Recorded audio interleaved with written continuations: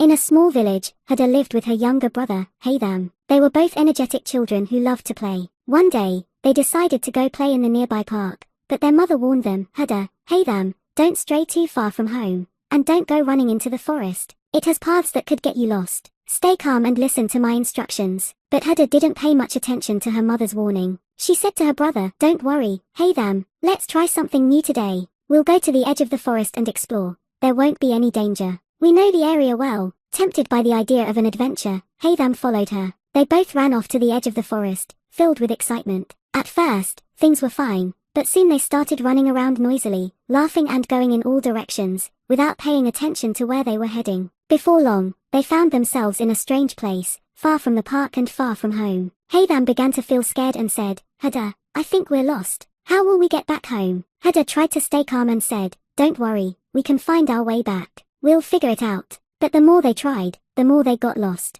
Night was starting to fall, and the chirping of birds turned into an eerie echo that made them feel even more afraid. They regretted not listening to their mother's instructions. At that moment, they heard a familiar voice calling their names. It was their parents who had come searching for them after noticing they had been gone for too long. Overjoyed, Hadir and Haitham ran toward the sound until they found their parents. Then their father said, we were so worried about you. Do you understand now why we asked you to stay close and listen to our warnings? With regret in their hearts, Hadir said, yes, Dad, we'll never disobey you again. We've learned our lesson today. The father smiled and hugged them, saying, that's what matters, learning from your mistakes. Now you'll come home safe, but remember the importance of listening and following directions. From that day on, Hadir and Haitham stayed close to their parents' guidance and enjoyed their playtime safely, always remembering the lesson they learned in the forest about the consequences of mischief.